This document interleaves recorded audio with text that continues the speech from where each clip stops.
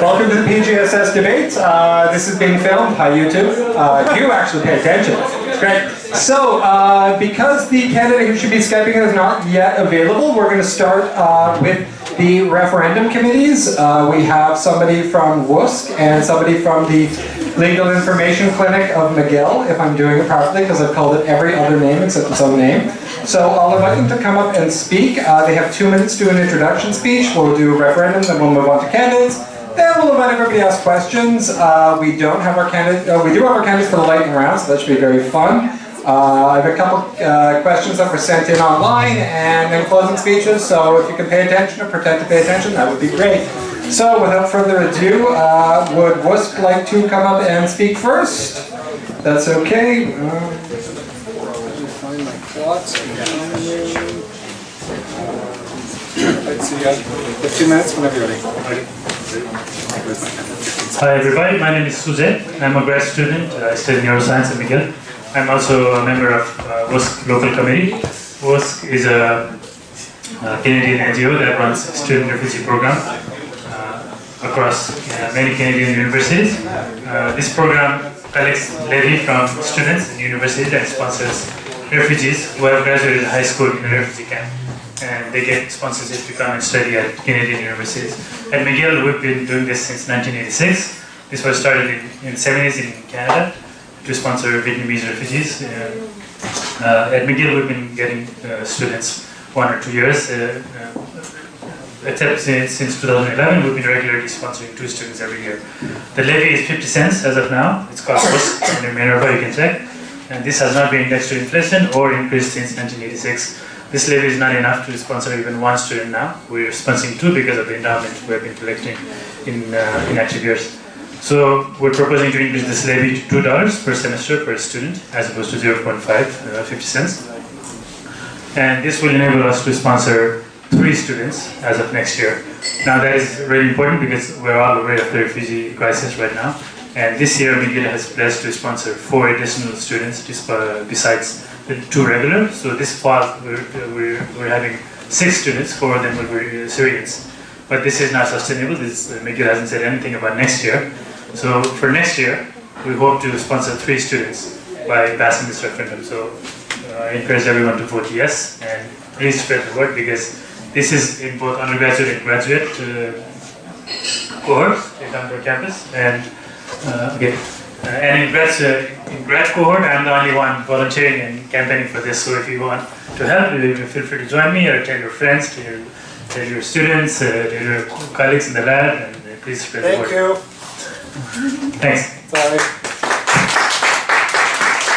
I'll now invite a representative, or both representatives from the Legal Information Clinic of McGill University to come up and speak. You have 2 minutes. I'll start doing a weird wavy thing at 15 seconds, and then I'll tell you to be quiet at 2 minutes. Thank you, Colby. So I'm Amelia, and I'm the Director of Communications of the Legal Information Clinic at McGill. I'm also organizing the Yes Committee for the referendum. So basically, we're here to convince you that you should vote yes for our fee increase referendum next week. And it's basically an increase from $2 to $4.50 per student per semester. And so basically what the Legal Information Clinic at McGill does, we offer free legal information to students at McGill. That also includes free legal referrals, free document certification, and free representation in disputes with your supervisor or disputes with the university. So why is this a good time to support an increase in our fees? So the $2 fee that PGSS students pay was created in 1990, and since then it hasn't been increased. And in parallel to that, we've seen a tremendous increase in the demand for our services, and we've actually responded by increasing our service. For instance, in 1990, we only give legal information, and now we give this student advocacy representation service and the document certification service. So to fund that increase in demand, we increase the fees paid by undergraduate students who now pay $4.50, but this hasn't translated in an increase in the fees paid by grad students. And if we look at some numbers, graduate students use our services more than twice as much as undergrads in proportion to their total effectives. So out of a concern of we need to be accountable to all our members, and we need everybody to participate equally in funding our expansion. So we think that it's a perfect time to ask grad students to help us out, continue giving a great service to the media community. Thank you. Thank you. I'll now invite the first of two Minas running for a position on the executive up to speak. The other Mina is not here, so it's all you. The candidate for VP Internal, the other Mina who's not present today is the only candidate for Financial Affairs Officer. Context. You have 2 minutes. Hello everybody, my name is Mina. I am a PhD student in neuroscience at McGill, and I'm currently the Internal Affairs Officer for PGSS. I was elected during the interim elections in December, and I am running for the Internal Affairs Officer position to continue my term. And the reason is I took over after the previous Internal Affairs Officer saw his resignation, and I would like to have an opportunity to expand on the event portfolio and make my own contribution. So my portfolio has 3 main pillars, if I may say. The first one is increasing collaborative effort. Since I came into office in December, I've been collaborating with 17 clubs and services on campus, and I would like to increase that number and make our clubs and services more accessible and visible to our students. At the same time, I would like to the second pillar, if I may say, is fact and feedback-based decision-making. We have been collecting data this year on every single one of our events from all of our participants, and on the request of the Association for Postdoctoral Fellows, we also started collecting data on postdoctoral participation in our events as well. So every single decision that's going to be made this year regarding the events portfolio is going to be based on data and feedback. And I've also been present at every single PGSS event this year, excluding the day trips, let's say to Quebec and Ottawa. How many minutes do I have? 10 seconds. I have 10 seconds. Okay, so the third thing that I wanted to talk about was an effective and inclusive events portfolio. And if you have any questions about that, I'll be more than happy to answer them. And thank you. Actually really nice. I just, 2 minutes. So, any volunteers for next? Can we have next? No? Okay, great. So now I get to pick people. Let's try the external. Who wants to go first? You're sitting in the front. Why don't you go first? This is the only contested position, so it can be very dramatic. Get excited. Controversial questions are welcome. You have 2 minutes, I'll wave my hand for 15 seconds. Hi everyone, thanks for coming in, thanks for sticking around, even though today I got delayed. Okay, so I'm Vertika, I'm a PhD student in political science. I'm running as, for external affairs. I've been engaged with PGSS in September 2015 as a counselor for MGAPS as well as a member of the External Affairs Committee presently. So I'm already aware of what the portfolio responsibility entails in terms of representation of PGSS in external student bodies and dealing with other external stakeholders. From my background, I come from Jawaharlal Nehru University in India, and the initiatives which I've taken in my undergrad days, I have imbibed and continued a very passionate sense and for student activism and mobilization on student issues as well as political issues. So I feel that the vision which I have as the prospective EAO is a more engaged graduate student community, and I have basically 3 principles on the basis of which I'm going to do that is information, engagement, and advocacy. These 3 principles I'm going to implement with specific goals based on a very strong commitment to the values of democratic rights and anti-austerity. So, continuing from the work of the present External Affairs Officer, we plan to organize a forum in April for, discussion on the 2 associations, which one to join. I plan to extend this to one forum each for both fall and winter for discussion on student issues as well as, overall international political issues. I also want to engage with the administration to basically expedite the process of permissions to holding public solidarity events or marches or protests, because that process is right now very, very slow. So, Thank you. okay, if you have questions, I'll be happy to answer them. Normally people talk over me when I say thank you, so this is really pleasant. You know, I feel like I have power for once. It's like my elementary school teaching days. Okay, the only other candidate present, if I haven't forgot already, okay, you have 2 minutes. Hello, my name is Jacob Lavigne. I'm a PhD candidate in experimental surgery. I'm going to start off by giving you guys a look at my experience that qualifies me for the position of External Affairs Officer, and then I'll go over some of my platform points. So I've been heavily involved in student politics. During my undergrad, I was a student senator for 2 years. Then during my master's, I was the VP academic for the Experimental Surgery Graduate Student Society. I started the McGill Additive Manufacturing Student Society, which is a 3D printing club on campus.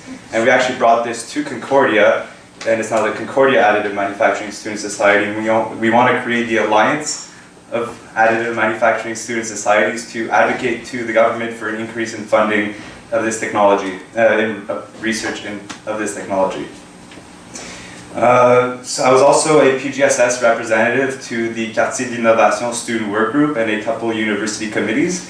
Quartier d'Innovation is a neighborhood just south of here that they want to, well, it's a collaboration between ETS, Concordia, and McGill to create a tech hub in Montreal, Canada's own Silicon Valley. I was also a member of the PGSS External Affairs Committee last year. So a few points on my platform. I would love to lobby to the government on a variety of points, mainly advocating for international student interests, advocating for an increase in funding opportunities, and advocating for an environmental responsibility.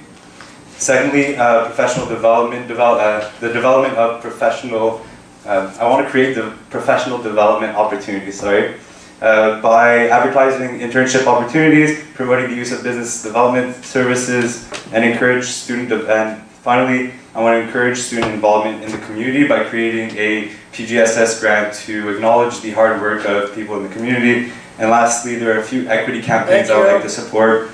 So we see Now it's time to steal the mic. Yes. I had to do this in the last provincial elections, and it was even more entertaining because it was actual, like, legit members of the Legislative Assembly, and you're chasing after them, like, give me the mic. Anyway. Unless there's other candidates, we're going to open up from questions from the floor. If nobody does this, I'll do this really awkward thing that you learn when you're a teacher and you like sit on people's desks and be like, hi, do you have a question? And it's really awkward. So somebody should ask a question. Do you want the mic? No, it's all right. Okay. So this is for the Internal Affairs Officer, potential Internal Affairs Officer. So PGSS has a huge community of international students, as is true for McGill. I was wondering if you have any plans to, I guess, having events that really cater to that community. So if the two Internal Affairs Officers wouldn't mind coming up, you each have a minute 30 seconds. I'm both of them. Oh, sorry, one. Sorry, I'm thinking of startle. You have a minute 30 seconds. Thank you for the question. This year we organized the first international board games night tailored to the international community here at PGSS, and it was a big success. We had about an estimated number of 200 individuals stopping by between 7 p.m. and 12 a.m.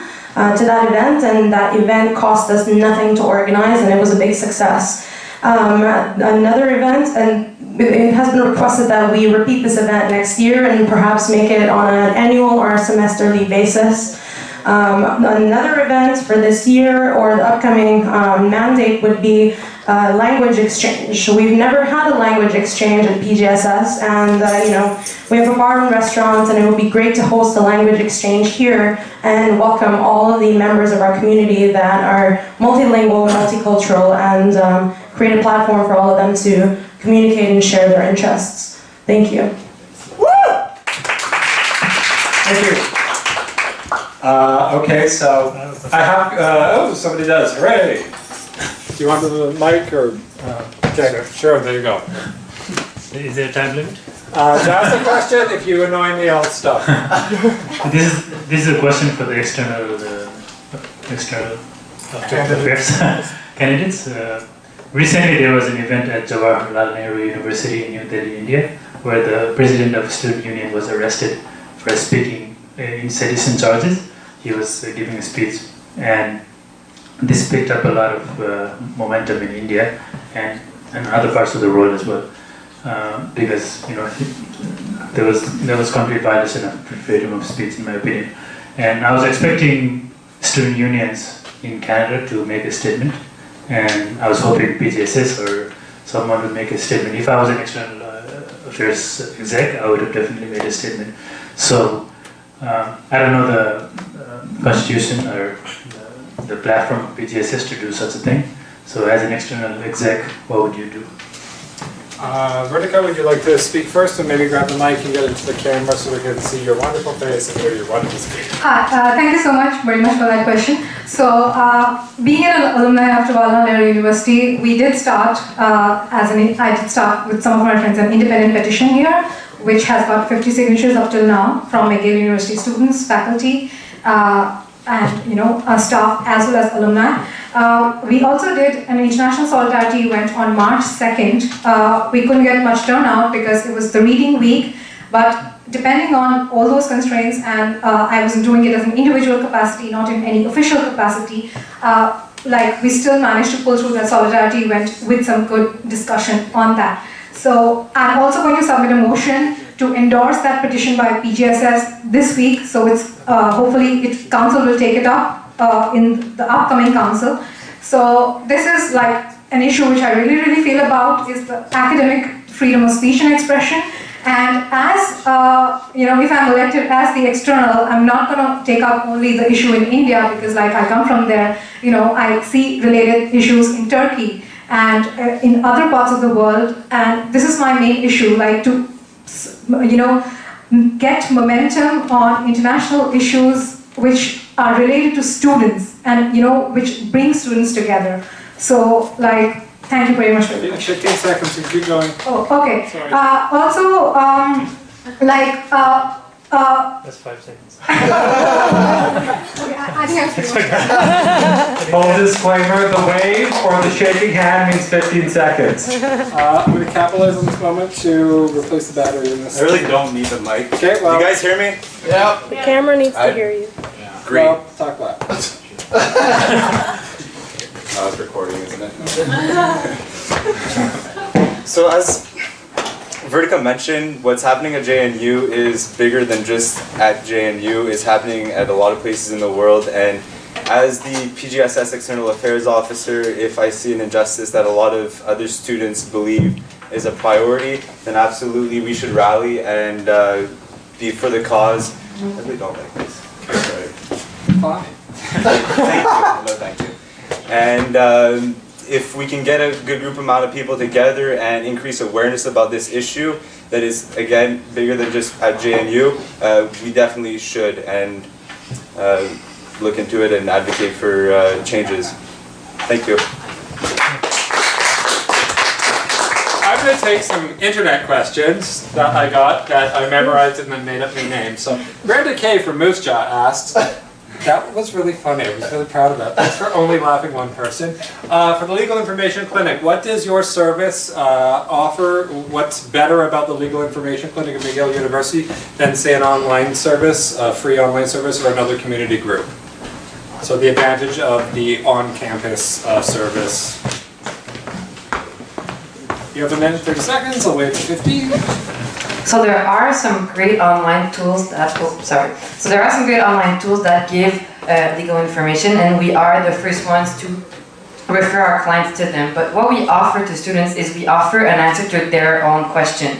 So and also a personalized service in person. So PGSS students can come to see us, for an appointment in person to meet with the student face to face, ask their question, and we're going to do research that is tailored specifically to their own problem. And as we learn in law school, legal problems are not necessarily a problem of employment, a problem of a tenant landlord. It's often mixed with different things, and at the legal clinic we have some people who can really give you the information you need for your own question.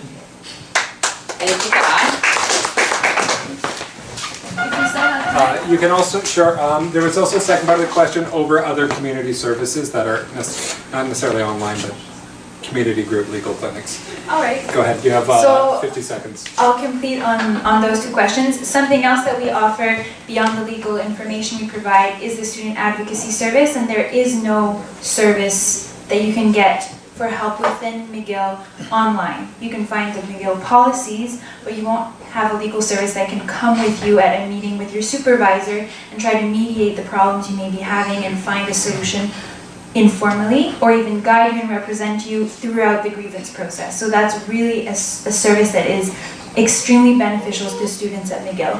In terms of being different from community services available to students, 15 seconds. we refer people often to community services. What we do differently is that we are students serving students. And so we know what particular advantages or disadvantages students may be facing, what circumstances they may be experiencing, Thank you. and we tailor to them. Thank you. And Demetria, there's also a question for WUSC, and then we'll go back to audience questions. Apologies. The question was, I haven't heard of you. Why is that, and what do you do? So pretty basic, but Sorry? I have not heard of WUSC. What is it, and why haven't I heard of it? You haven't heard of us because we are a really small organization. Within majority of our time goes to working on student refugee program, which is welcoming the students who come at the airport, to taking care of them, bringing them shopping, and helping to connect with them with their advisors. So most of the work we do is not like event things where we invite people and do things. Most of the work we do is involved like one-on-one with the students. This is probably why we're less visible on campus. But our group has grown since 2011, and now we're doing events. So maybe you've heard of us more than before. What was the rest of the question? I think you answered it. Yeah. So I mean. Thank you. We have a question from a member of the audience. Sorry, did you have a question? Yeah, I have a question to internal affairs officer. Okay. Do you have any ideas how you can make PGSS events more economically accessible? Do you want to, Madam Cameraman, do you want to pass the baton over? Ellie, thank you so much for your question. Well, yes, because we do collect membership fees from our members, and in return for that, we have to organize events and workshops that are catered to the membership and also make them free or economically accessible, because not all of our members are coming from the same sort of socioeconomic background. And for that, this year we've been working a lot on securing sponsorships for the majority of the events that we're organizing. For example, the Healthy Lifestyle Night, the Montreal Food Crawl, the International Board Games Night that I talked about. All of these events have been done with zero costs by the support of sponsors. So there's a market, let's say, in sponsorships, and there's a great potential in us exploring that market and making some of our currently paid services even free or on a donation basis for our members through this market of sponsorships. So that's one thing that I'm really focused on working for the upcoming year, because I think there's a lot that we can do for our members if we just try to reach out to some of these organizations and ask for help. Thank you.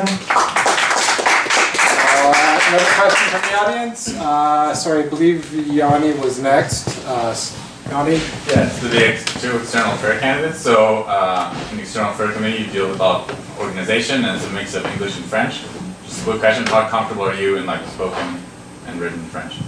Do you want to repeat the question? Are you bilingual? Well, Or trying? Yeah. On your way. Vertika, do you want the mic, or is it's not a little complicated? There you go. Yeah, hi. Because I'm an international student, so I don't come from a French background, so I'm not currently bilingual. But through the summer, like, you know, I do plan to take YMCA classes in French, and I did try it already with the MISM classes in the first semester. So, however, like I couldn't really catch it like completely. However, what I do want to say is that being on the External Affairs Committee and having a current External Affairs officer who was not a Francophone, the External Affairs portfolio, not knowing French is not a barrier to being a good External Affairs officer. That is because both the associations which we're going to deal with have translations for all meetings, and all documents are presented in both languages. So, and also being McGill, like we're representing the university as an international community. So I don't really see, you know, French being a barrier that way. Thank you. Thank you. Would the other candidate like to respond more formally or Buzzy? C'est really short. Oui, je parle français. Français québécois. Je suis très confortable à parler en français. Puis oui. Je trouve que oui, parler en français c'est très important pour être External Affairs Officer parce qu'il faut travailler avec des organisations françaises, puis il y a une barrière culturelle avec les Français que c'est des fois difficile, donc il faut avoir une connaissance un peu de communiquer en français. Yes. Sorry. I said all that in French. Yes, he speaks French. It's sometimes a barrier because you need to work with other groups in Quebec that are francophone, and there's a cultural barrier, so it's useful and it's valuable. Correct. Other questions? I'm sorry, the gentleman in the back. Yeah, well, very soon PGSS can have to choose between AVEC and UEQ, so I was curious to hear like both candidates, like what are according to you the pros and cons of choosing either AVEC or UEQ? So just for the world of YouTube, PGSS may be federating with AVEC or I don't know the other one. UEQ. UEQ. There we go. What are the pros and cons of those? Your opinion on those? Vertika, do you want to start? Sorry, what does it mean to federate? It's like joining the European Union of Student Organizations. But smaller and less dramatic. No Brexit. A little bit. Okay, I don't know about the less dramatic, but so these are associations, you know, of student associations such as PGSS or Concordia or other universities across Quebec. And after, you know, the events of 2012 student movement, these are the two new associations which have come up presently, and as the work which we did in the External Affairs Committee this year, we had presentations at this council from both associations. And so, you know, what I would just say to that question is, like, if elected as the External Affairs Officer, our pet project right now is the forum which we're going to have in April as part of this term, where we're going to ensure that the student community has a dialogue and a discussion about what they think are the pros and cons of joining either organization, and the role of the External Affairs Officer and the Joint Committee will be to provide them accurate information about the structure, about the vision, about the goals of both the organizations. And yes, we will provide our inputs as well, you know, in our official capacities, but the main purpose will be to generate discussion and to generate the opinions of the student body on this issue and to help them think for themselves what are the pros and cons of both the organizations. Thank you. Thank you. Jacob?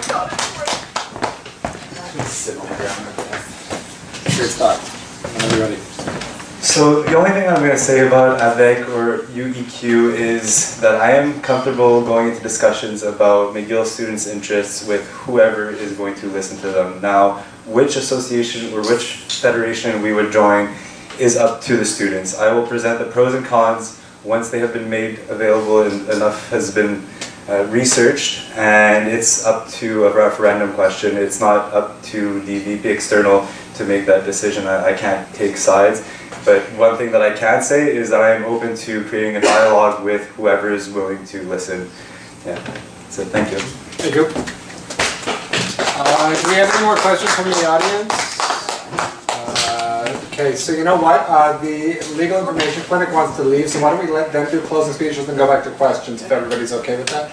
Would that be preferable? Unless, is there a question specifically for the Legal Information Clinic? We are running a little bit late, so. Okay, so we'll let them conclude. Minute, 30 seconds. You can't bring anything new, but it doesn't really matter because you're not filming it, so don't worry about that. Whenever you're ready.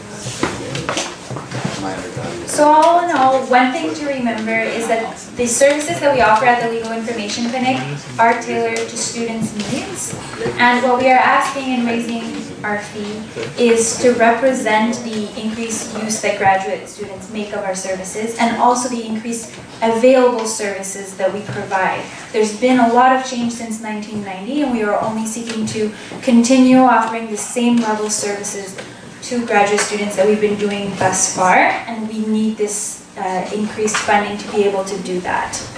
So if you have any questions, never hesitate to come see us. Whenever we can't help a student, we find a way or someone that can, and I think that's a good takeaway point. So,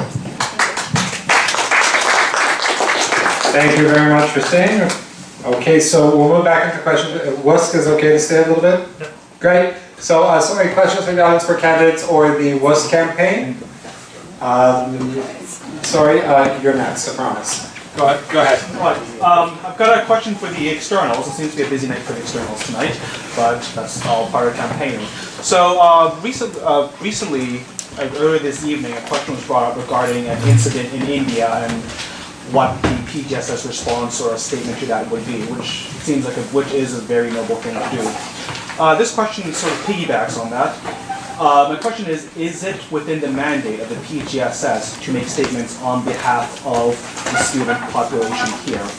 If so, is there a process by which, for example, if you see something in the news as the external officer, is there a process by which your views can be sent for approval for quite a student body? Because obviously, if you think something is noble, does not necessarily mean everyone else does, unfortunately. Alternatively, is there a way to go the other direction? If I see, as a PGS member, see something that I don't like, or an issue that affects me, is there a mechanism by which I could bring that issue to the attention of the committee, and then some sort of word is spread out and statements may or may not be made?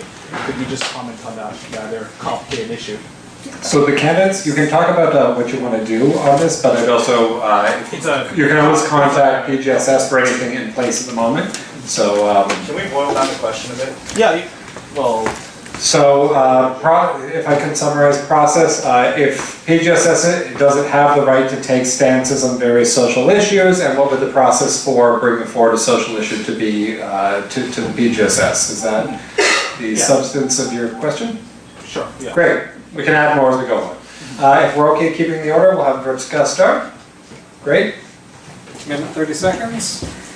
Great, so thank you so much for bringing attention to that. So as I mentioned while I was responding to the previous question is that as an individual, when I try to contact PGSS, that can PGSS have a position on that, they said that even an executive motion cannot say that we have a position on this. It has to go through council as a motion, and this is there in PGSS laws.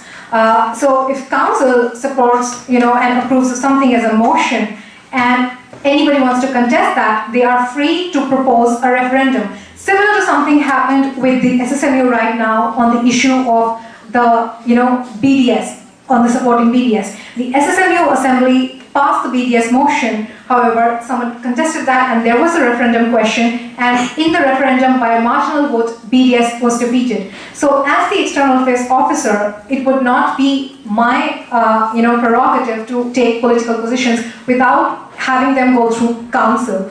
And with regards to any individual student bringing up issues to the attention of the external affairs officer, this is again like my most pet project which I strongly feel about, particularly for international students. I would like to revive the International Student Caucus, which is currently, I feel, an underutilized space for international students to bring up such issues, or national issues which, like citizens in Canada want to bring up. The External Affairs Committee, as the officer, I'm going to be very public about promoting the forums and inviting more feedback on how much engagement you want, and you're free to raise those questions. Thank you. Jacob, you have a minute 30 seconds. I'll wait at 15 seconds remaining. Thank you. So, is it appropriate for PGSS to make a public statement about what's happening in JNU, specifically about JNU, a political situation like that? I would make it a bit more ambiguous and comment on the generality of what's happening at JNU, and sorry, really comment on the how do I say it? The issues at stake, not necessarily specifying any organization, but other than writing a policy, is it okay for PGSS to rally people together and talk about an issue? Absolutely. I would be for creating that sort of forum, but for writing a policy, I think you have to make it a bit more vague and a bit more general to make it less political and just more theoretical. Thank you. Thank you. The wonderful trivia host has a question. Oh, okay, I guess I'll take the mic. Okay, so there's a rumor going around that the STM is willing to give out its student discount to all students regardless of age. If that's not true and they're not going to do it for the upcoming year or whatever, like how high is it on your priority list that all students like above 26 would get the discount? That would be really helpful, by the way. It really would be. Great, thank you so much for bringing that to attention. So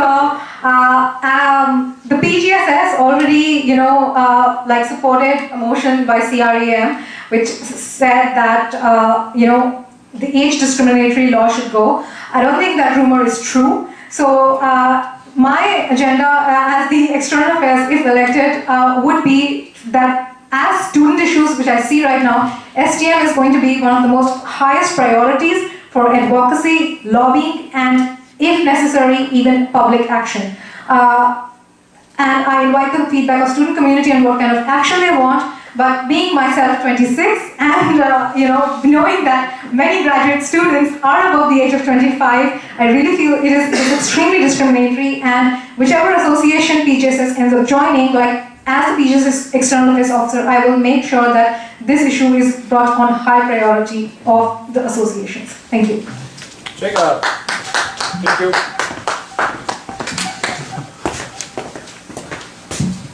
So for the purpose of continuity, I would definitely keep working on this project. It's something that people have put a lot of work in, and yeah, it's already in the works, and so if it can be rekindled and if it gets shut down by the city, then let's keep working towards it. But if it hits a roadblock and we cannot see the light at the end of the tunnel, then it may be time to look at something else. But I haven't looked too much into it, but absolutely for the purpose of continuity, it's important to keep other people's work going.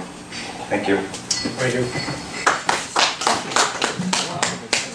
Was there somebody other than Yanni with a question? It's not a question, it's Oh, actually a point of information. It's not a rumor, it was adopted by the National Assembly, and it's currently slated to be part of Bill 76. Whether it'll change by then or not is a separate question. But Yeah, and it was, PGSS was part of that group until 2 years ago, but this year the External Affairs group was not involved in that at all. All right. Thank you. Any other questions? Or yes? So I'm not very familiar with, so this is for the External Affairs Officers. I'm not very familiar with the portfolio for the External Affairs Officers. So could you tell me what the most important aspects of the portfolio currently are to you? And possibly refer back to the ones that are most important for you to change next year, should you take office. We're okay with keeping the order? Yeah, great. Okay, so as per the basic responsibilities, for the basic mandate of the External Affairs Officer is to deal with PGSS representation in external student associations and ensure that I'm talking about specifically the current portfolio of things that you're doing. So more current portfolio of the things that you're doing. Not All right. the general. Okay. mandate. So the current portfolio of the things that we're doing is, what we've been doing is we're working towards organizing a forum. We plan to do it in spring because we thought that is when we can get the participation of the maximum student body, considering winter is quite a time in Montreal. And on that forum, the most important agenda of the current External Affairs Committee was to generate a discussion, a very, very informed discussion on information about both the associations which we have, that's AWEC and UEQ. We already had presentations in council, the last council for that purpose. to get the student body talking about, all what they feel about which association they want to join and do not want to join. So that is the main agenda of the current external affairs body. And I just want to also point out, because the STM issue was highlighted, the external affairs officer did bring up this issue in our committee meetings, and he did, draw attention to the fact that because currently we are limited because of the fact that we don't have complete membership of a particular association to mobilize on this issue. So because this was that kind of an interim year where PGSS did not have complete membership, that is why we could not mobilize more on the STM issue. However, once we have that membership, PGSS and the external affairs portfolio will be much more equipped to deal with that issues or other issues students bring up. Thank you.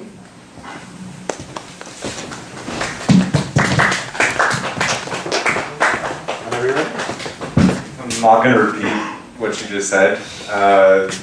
Obviously, I would keep working on outlining the pros and cons of joining either ABEC or UEQ, and we'll open a forum up to keep the dialogue going, and we would have a referendum question at the end of 2017 academic year, 2016-17, to choose one of the two unions. Thank you. Thank you. Can I ask a question? Yes. Is that for? That's for them. Yeah. Both of you mentioned creating dialogue. It was, I think, more than twice. How does that happen? How are you going to do that? Creating dialogue about any issues we talked about. Okay, so thank you for pointing out to that.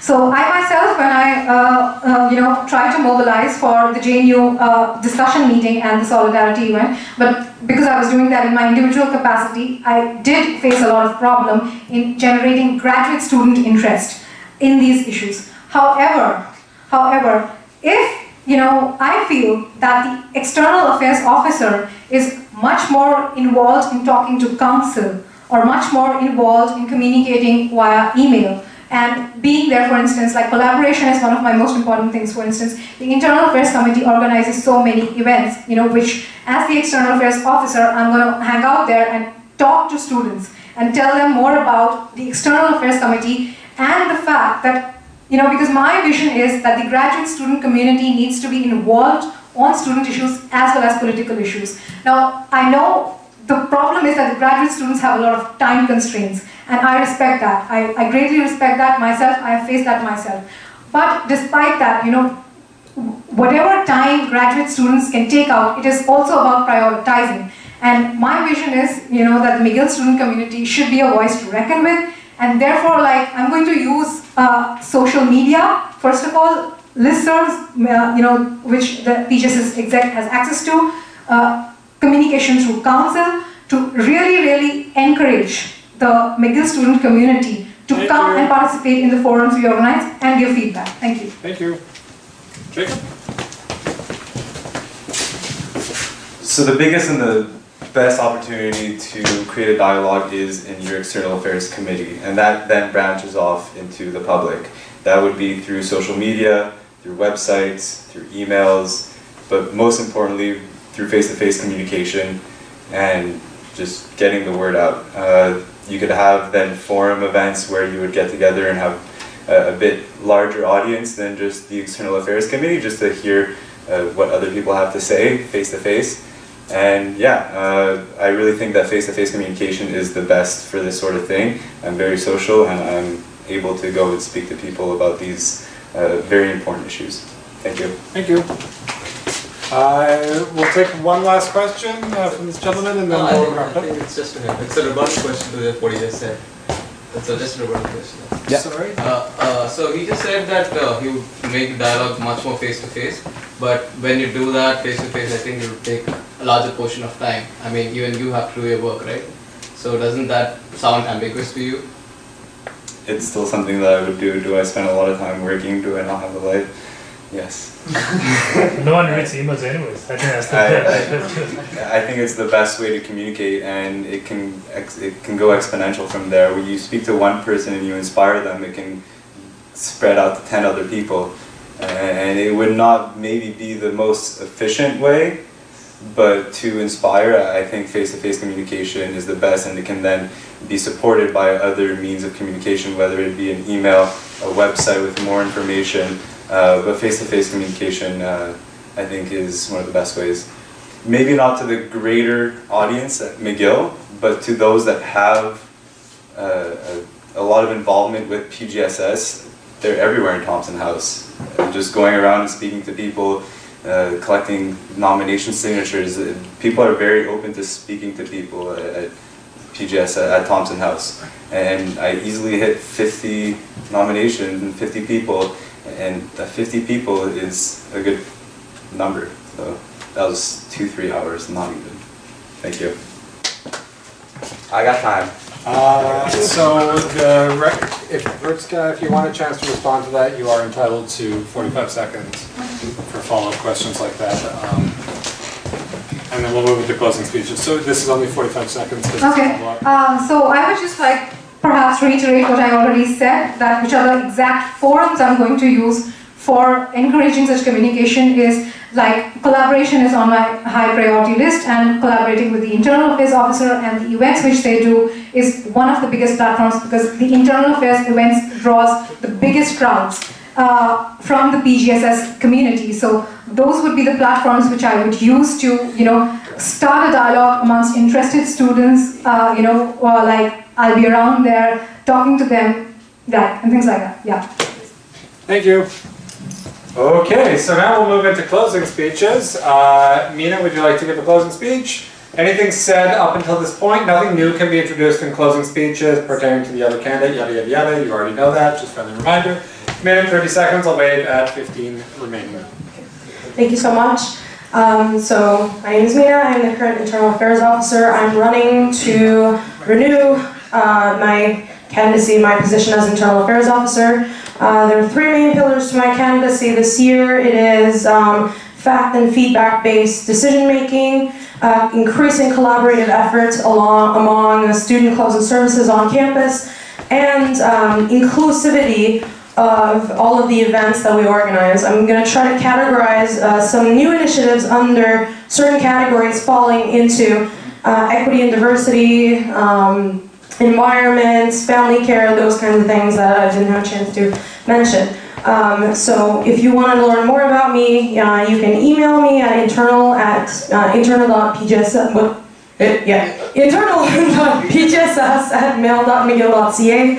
Also, I would like to take this opportunity to say on Thursday there's a panel about the Syrian refugee situation, of which I'm a moderator, and it's called Solutions for Syria, Perspectives for Empowering Refugees. It's at 6 p.m. at LICM 232. If you can come and join us and listen to our panel speakers and ask questions, learn about the Syrian refugee situation, it would be wonderful. Thank you so much. And I'm always open for collaborations. Come to me, talk to me, email me. Let's work together.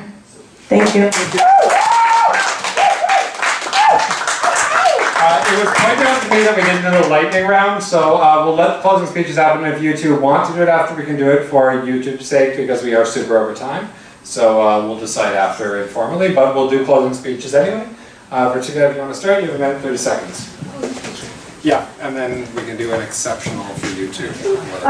Okay, so a lot of things have already been said, so I would just like to basically reiterate that the basic principle of which I'm fighting the external portfolio is that my main objective is to provide information through as many means of channels as I can, accurate information to the graduate student body, get them engaged in discussing student issues as well as political issues, with particular arrangements for international students, because sometimes they tend to face barriers about discussing their issues. And then based on the kind of feedback I get, then that is the opinion I form for my opinion as the External Affairs Officer for the advocacy, and advocacy I do at the level of the associations or in dealing with the federal government or the provincial government or any other stakeholders. So that being the basic thing, I would just like to remind that I also want to work with the admin to speed up, expedite the process of permissions for public marches, meetings, events, discussions. Currently, it takes at least 10 days to do something, and by then, a current event when you need action, that time has already passed. So that is absolutely high on my agenda. So at last, I just wanted to take this platform to pay respect to the international women's movement on the occasion of March 8th. And I salute the struggles of all the feminists because of whom today I've been able to get the opportunity to stand here and seek your support, to be a representative. Thank you.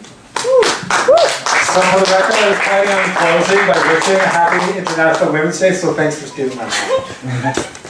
Jacob, 30 seconds.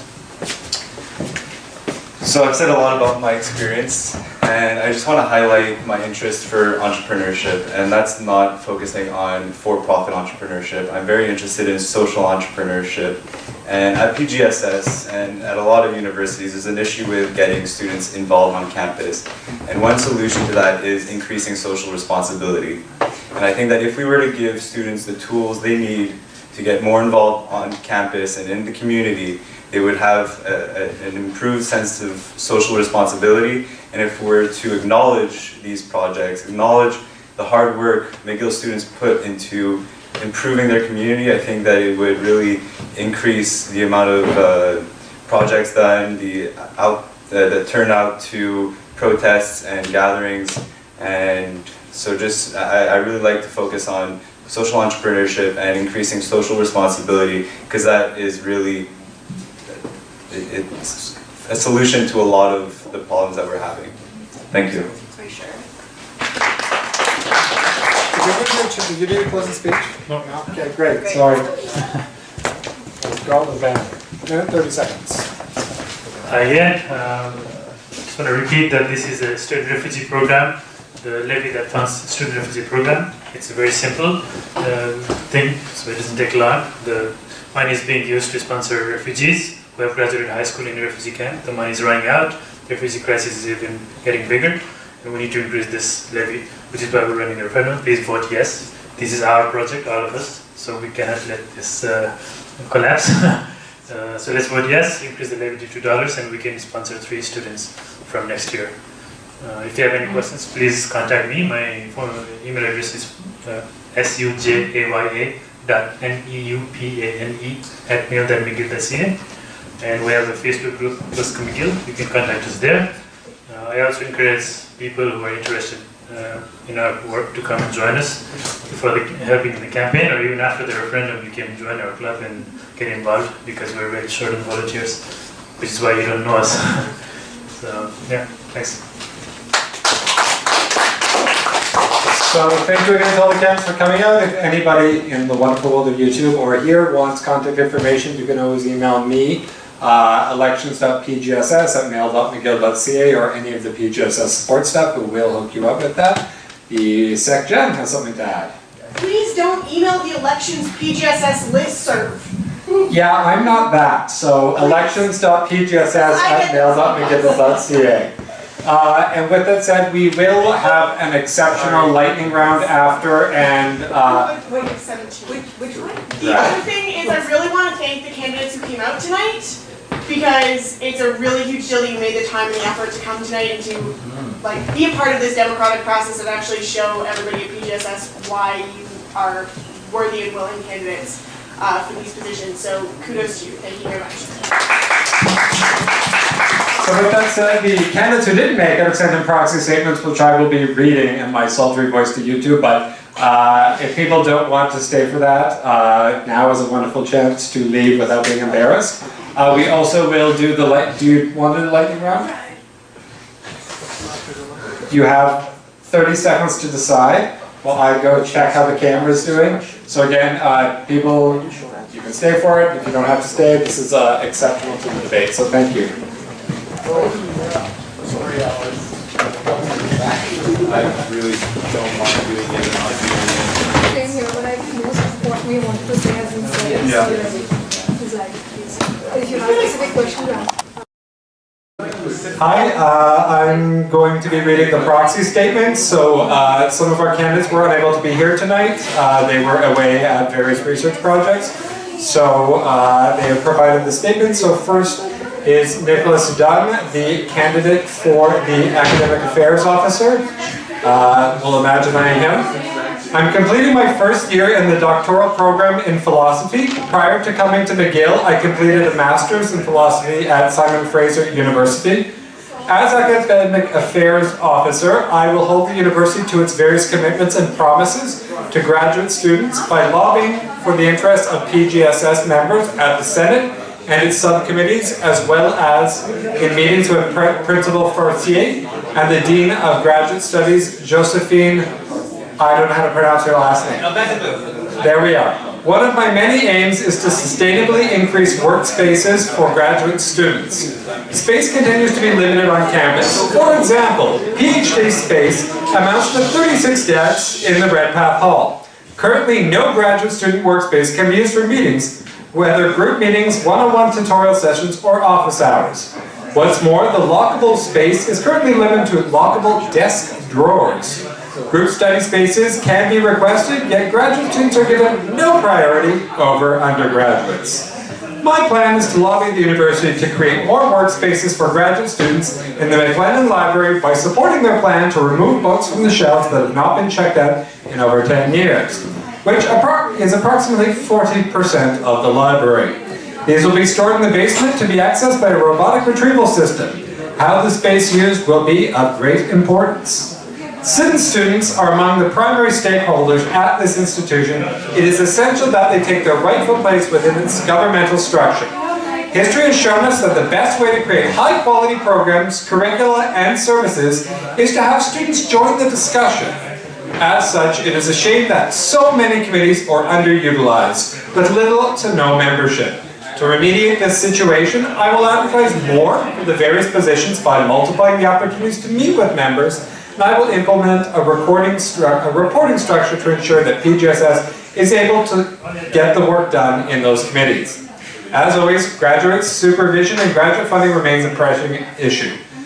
Managing my supervisor and skill sets workshops have been successful, and I plan to continue with these with increased frequency, in collaboration with David Sincox and Teaching and Learning Services. I'm also very much interested in collaborating with Jacob Lavigne, running for external, on professional and developmental issues,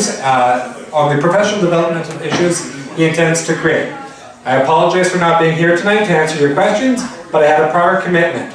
Please feel free to contact me at Nicholas Dunn, D-U-N-N, 2, that's the number 2, at mail.mcgill.ca if you wish to meet to talk about your concerns or if you have any questions. Again, that is Nicholas Dunn, the unopposed candidate for Academic Affairs Officer. Thank you. Do you want it? You don't have to stay.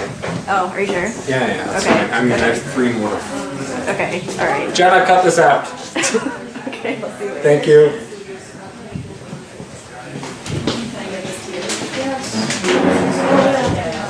Thank you so much for doing that. Are you still showing that opening page?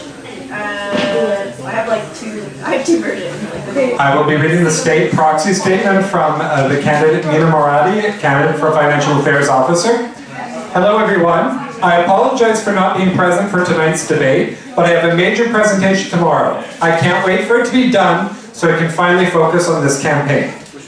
I believe PGSS is a fantastic organization, but after speaking with a number of its members, I noticed there are recurrent mentions of structural inefficiencies in this institution.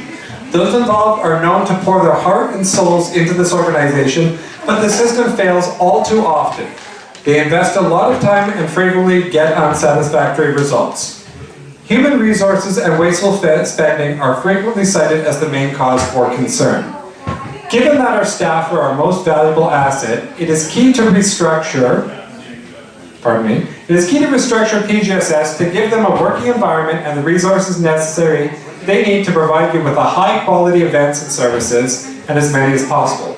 Implementing some of the recommendations of the HR audit conducted last year, cutting unnecessary red tape, and setting a clear but uncumbersome reporting structure would go a long way in achieving this goal. Such a reform must and will be passed at the Board of Directors in the first 100 days of my mandate. Furthermore, I am well aware that PGSS deficit has been a source of many cuts in services offered to students. In my opinion, if the cuts are unavoidable, they should be made to the non-essential items such as business card, costing approximately $1,000, and yearly executive photos, costing approximately $1,000. In doing so, I hope to protect the services that are the core of our mission until we pass a membership fee increase or until we get satisfactory results in our leave from the CFS in its court case. I believe that sound management of our finances is critical, but as a nonprofit, our bottom line should be the amelioration of student lives through events, services, and advocacy. Admittedly, I am a PGSS outsider, but I believe my past experiences as a hospital administrator will serve me well within this context of this job. I hope to engage as many of you as possible as I can in the coming days so that we may build on the work of past executives and make PGSS a better organization. Thank you, Mina Moradi, candidate for Financial Affairs Officer.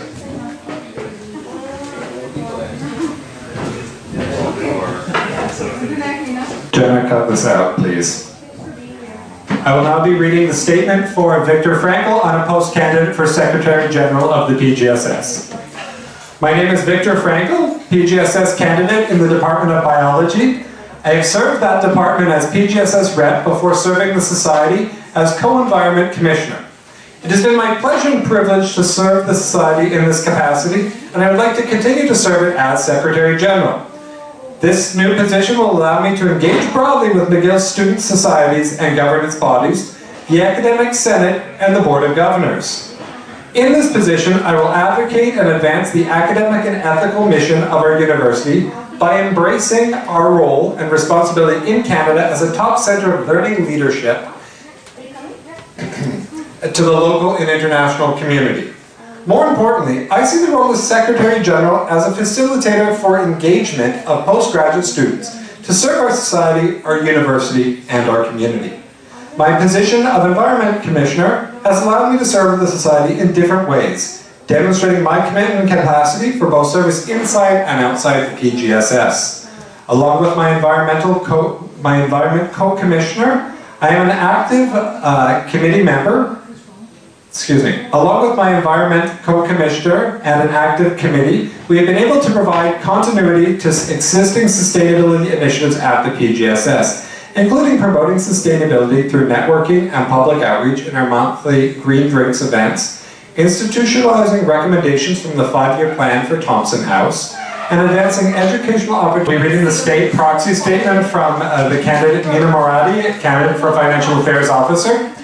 Hello everyone. I apologize for not being present for tonight's debate, but I have a major presentation tomorrow. I can't wait for it to be done so I can finally focus on this campaign. I believe PGSS is a fantastic organization, but after speaking with a number of its members, I noticed there are recurrent mentions of structural inefficiencies in this institution. Those involved are known to pour their heart and souls into this organization, but the system fails all too often. They invest a lot of time and frequently get unsatisfactory results. Human resources and wasteful spending are frequently cited as the main cause for concern. Given that our staff are our most valuable asset, it is key to restructure PGSS to give them a working environment and the resources necessary they need to provide you with a high quality events and services, and as many as possible. Implementing some of the recommendations of the HR audit conducted last year, cutting unnecessary red tape, and setting a clear but uncumbersome reporting structure would go a long way in achieving this goal. Such a reform must and will be passed at the Board of Directors in the first 100 days of my mandate. Furthermore, I am well aware that PGSS deficit has been a source of many cuts in services offered to students. In my opinion, if the cuts are unavoidable, they should be made to the non-essential items such as business card, costing approximately $1,000, and yearly executive photos, costing approximately $1,000. In doing so, I hope to protect the services that are the core of our mission until we pass a membership fee increase or until we get satisfactory results in our leave from the CFS in its court case. I believe that sound management of our finances is critical, but as a nonprofit, our bottom line should be the amelioration of student lives through events, services, and advocacy. Admittedly, I am a PGS outsider, but I believe my past experiences as a hospital administrator will serve me well within this context of this job. I hope to engage as many of you as possible as I can in the coming days so that we may build on the work of past executives and make PGSS a better organization. Thank you, Mina Moradi, candidate for Financial Affairs Officer. I'll be reading the statement for Victor Frankel, unopposed candidate for Secretary General of the PGSS. My name is Victor Frankel, PGSS candidate in the Department of Biology. I have served that department as PGSS rep before serving the Society as Co-Environment Commissioner. It has been my pleasure and privilege to serve the Society in this capacity, and I would like to continue to serve it as Secretary General. This new position will allow me to engage broadly with McGill's student societies and governance bodies, the Academic Senate, and the Board of Governors. In this position, I will advocate and advance the academic and ethical mission of our university by embracing our role and responsibility in Canada as a top center of learning leadership to the local and international community. More importantly, I see the role as Secretary General as a facilitator for engagement of postgraduate students to serve our society, our university, and our community. My position of Environment Commissioner has allowed me to serve the society in different ways, demonstrating my commitment and capacity for both service inside and outside the PGSS. Along with my Environment Co-Commissioner, I am an active committee member. Along with my Environment Co-Commissioner and an active committee, we have been able to provide continuity to existing sustainability initiatives at the PGSS, including promoting sustainability through networking and public outreach in our monthly Green Drinks events, institutionalizing recommendations from the 5-year plan for Thompson House, and advancing educational opportunities at the PGSS by initiating sold-out sustainability lifestyle workshops and well-attended Model United Nations simulations regarding climate change before the Paris COP21 conferences. My service as an Environment Commissioner has also provided me opportunities to serve and engage with the sustainability movement in the broader McGill and Montreal communities. As Secretary General, I will continue to advocate for an ambitious policy to address climate change at McGill and other initiatives, supported by the PGSS community at the Academic Senate and Board of Governors. I will further engage PGSS members individually and collectively to become more engaged citizens in the service of our communities. Thank you again for the opportunity to serve the Society and our communities as PGSS Environmental Commissioner and for your consideration of my candidacy as Secretary General. That is Victor Frankel, candidate for Secretary General. Last but not least, I'll be reading the statement from Jenny Ann Pura, candidate for Member Services Officer. I am a third-year PhD student in surgical research. I specialize in bones with an emphasis on hip and knee implants and skeletal regeneration. I've always loved getting involved in various organizations outside of academia as it allows me to help people in a more direct way. I served as the president of my PGSA for the past 3 years and have enjoyed the opportunities it gave me to meet and address the concerns of students. I have been involved with the PGSS Council since 2011, and this past year I got involved in the Member Support Committee, and I was really impressed with the ability of the institution to improve lives of students at McGill. A 2014 McGill research report stated that up to 47% of our students would suffer from depression during their studies, and 50% would suffer from generalized anxiety. Given these numbers, I would like to continue in Brigitte Lungu's work, the current Member Services Officer, her footsteps in creating better mental health support by advocating for more preventative measures to keep our members healthy. Given that, the same research says 9% of our female students and 4% of our male students have been subject to unwanted sexual contact, I also feel it is necessary to continue supporting the Consent McGill campaigns and to join the province-wide Sans Ri C'est Non initiative, initiated by the McGill University Association. I would like to also collaborate with Jacob Lavigne, external candidate, on the ambitious professional development collaborations he wishes to set up with QY, Innovation District, and with Nicholas Dunn, candidate for the Academic Affairs portfolio, in his plans to make our libraries more accommodating to graduate students. I encourage you to contact me at jennyann@mail.mcgill.ca, JENNYANN period PURA at mcgill.ca, to ask me questions or to set up a meeting with me. I'm looking forward to talking with as many of you as I can when I return from Dubai at the end of the week. Thank you. That was Jenny Ann Furwith's statement, candidate for Member Services Officer, unopposed.